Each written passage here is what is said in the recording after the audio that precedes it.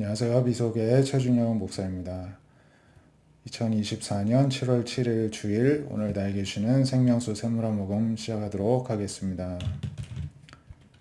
에스겔 2장 1절부터 보시면은 하나님께서 에스겔을 부르시면서 너의 발로 일어서라 내가 너에게 말하리라 하시면서 하나님이 처음에 이제 에스겔을 부르실 때에 그 영이 내게 임하사 나를 일으켜 내 발로 세우시기로 내가 말씀하시는 자의 소리를 들었다 이렇게 전하고 있습니다.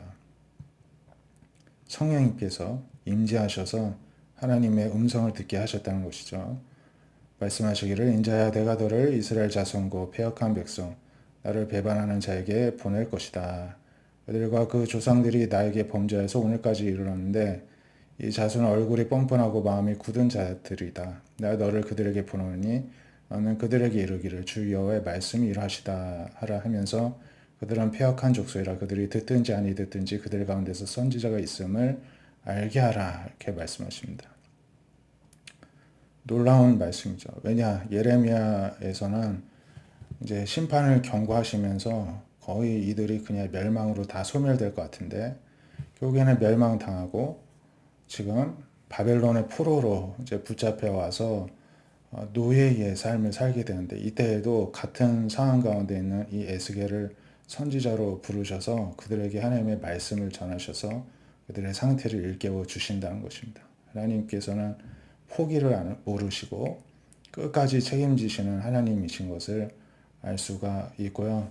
그럼에도 여전히 뻔뻔하고 마음이 굳은 이들도 참 굉장히 어려운 사람들이구나 또 이런 생각을 또 해보게 됩니다. 우리 역시도 늘 얼마든지 타락하고 이렇게 변할 수 있음을 기억하고 늘 우리들의 마음이 하나님 말씀 앞에서 부드럽고 또 이렇게 순수하게 하나님의 말씀을 순종할 수 있는 그러한 마음이 될 수 있도록 성령 안에서 우리 마음을 늘 지킬 수 있기를 원합니다. 고린도후서 12장 2절에는 이제 바울이 자신에 대해서 이렇게 객관화시키면서 한 체험을 얘기를 합니다. 내가 그리스도 안에 있는 한 사람을 아는데 14년 전에 셋째 하늘에 이끌려. 그러니까 첫째 하늘, 둘째 하늘, 셋째 하늘, 이스라엘 백성들에게는 그런 개념이 있었는데요. 셋째 하늘은 거의 우주 밖에 이제 하나님께서 계신 그 천국에까지 갔다는 것입니다. 그래서 그가 몸 안에 있었는지 몸 밖에 있었는지 모르지만 하나님은 아신다. 내가 이 사람을 아는데 낙원으로 이끌려가서 말로 표현할 수 없는 말을 들었다. 내가 이 사람을 위하여 자랑하겠으나 나를 위하여는 약한 것들 외에는 자랑하지 않겠다. 그러니까 이런 사람을 위하여 그러니까 자신이 같다는 것을 자신을 자랑한 것이 아니라 그 체험을 누구든지 하나님께서 하게 하시면 하실 수가 있는데 그 체험을 한 그 경험을 나누고 싶다는 것입니다.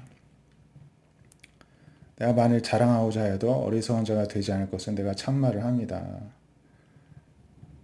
하지만 나에게 듣는 말을 지나치게 생각할까 또 생각해서 적당히 말을 한다는 것이죠. 그러면서 여러 계시를 받은 것이 지극히 크지만 자만하지 않게 하시려고 내 육체에 가시 사탄의 사자를 주셔서 나를 너무 자만하지 않게 하나님이 이러한 연약함을 주셨다는 것입니다. 어떻게 보면은 자신의 외모만 가지고 평가하고 평가절하하고 있는 고린도 성도들에게 스스로에 대해서 이제 호소하고 이제 항변하는 것을 볼 수 있습니다.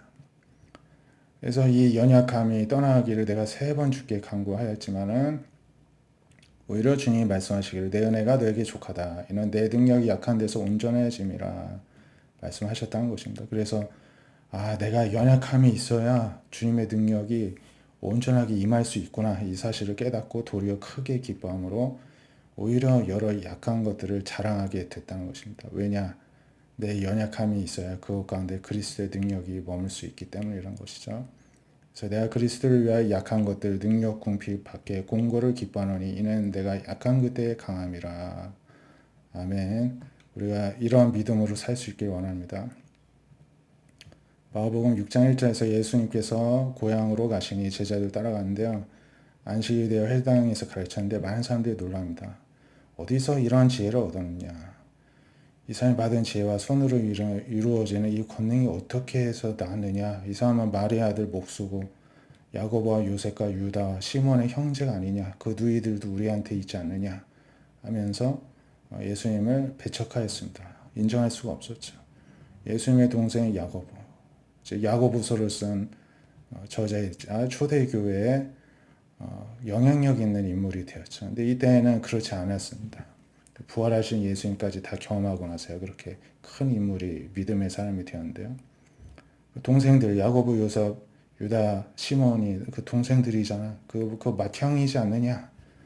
그 동네 사람들이 예수님을 메시아로 인정하지 않고 동네 예수, 동네 요셉, 마리아의 아들 그 예수로 여길 뿐인 것입니다. 예수님이 말씀하시기를 선지자가 자기 고향과 친척과 자기 집 외에서는 존경함을 받지 못함이 없느니라. 그러니까 자기 고향과 친척과 자기 집에서만 존경을 못 받지 나와서는 다 존경받는다는 것이죠. 그래서 거기서는 이들이 믿음이 없으니 아무 권능도 행하실 수가 없어서 소수의 병자를 안수하여 고칠 뿐 오히려 그들이 믿지 않음을 이상히 여기시고 떠나셨습니다. 그래서 모든 촌에 두루 다니시면서 12제자를 부르시면서 둘씩 짝지어서 더러운 귀신을 제하는 권능을 주시고 여행을 위해 지팡이 외에는 양식이나 배낭이나 전대 돈이나 아무것도 가지지 말고 신발 신고 두벌옷도 입지 말고 누구 집에 들어가든 그곳에서 떠나기까지 머무러라 하면서 너를 영접하지 아니하고 말을 듣지 아니하면 먼지를 털어버리고 떠나라고 합니다. 제자들 따라서 회개하라 전파했더니 많은 귀신들이 쫓겨나고 많은 병자에게 기름을 발라 이들이 고치고 왔다. 이렇게 전합니다. 주님께서 귀신을 제하는 권능을 주셨죠. 우리에게도 이런 권능을 주신 줄로 믿습니다. 오늘 말씀처럼 우리가 약할 때 주님이 가장 강하실 수 있습니다. 약함을 자랑하고 머무를 수 있기를 원합니다. 기도하겠습니다. 하나님, 오늘도 주님의 은혜 가운데 하나님 크신 은혜를 내려주시고 또 이 주일에 감격과 감사와 회복과 은혜뿐만이 아니라 또 이 귀한 말씀을 통해서 우리도 많은 연약이 있지만은 그 가운데에서도 하나님은 포기하지 않으시고 늘 우리를 불러주시며 도리어 우리가 연약할 때 주님의 능력이 강해진다 말씀하시고 실제로 그런 일을 이루시는 하나님을 찬양합니다. 그런 주님이 우리 가운데 있사오니 우리가 연약함을 자꾸 벗어버리고 제거해달라고 기도하고 또 그것을 바랄 것이 아니라 그 가운데서 하나님의 나의 부족을 인정하고 하나님의 크신 능력을 인정하고 또 사모하고 요청할 수 있는 그런 믿음을 더욱더 부어 주시옵소서. 주님께서는 제자들에게 더러운 귀신을 제하는 권능을 주셨듯이 오늘의 제자인 우리에게도 마찬가지 능력을 주신 줄 믿사오니 더러운 귀신을 제하고 이 시대 모든 병자에게 손을 얹고 기도할 때마다 치유가 되는 놀라운 역사가 우리 모든 성도들 이 시대 제자들을 통해서 일어나게 하여 주시옵소서.